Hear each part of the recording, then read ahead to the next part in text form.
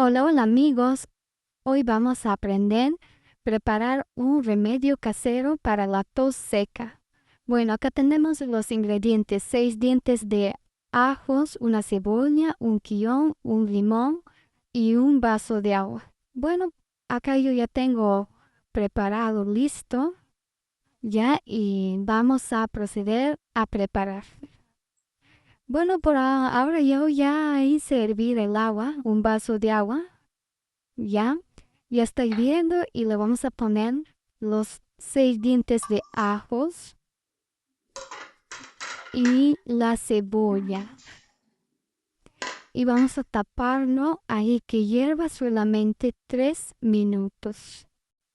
Bueno, ya hirvió 3 minutos.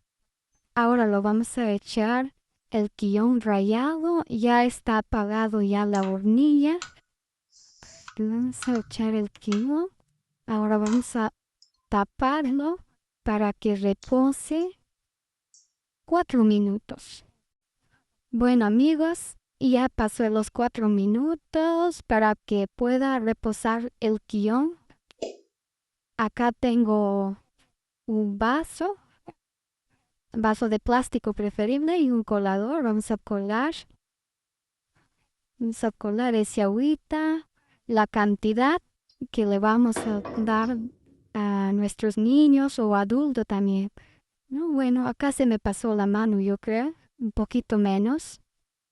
2 cucharas nomás para que puedan tomar. Bueno, acá ya tengo ya el limón cortado.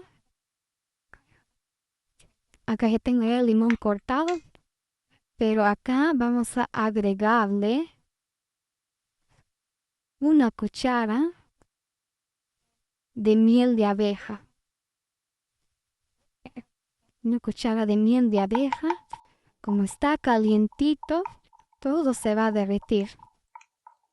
Ya con este el guión no pica nada. Va a estar dulcecita.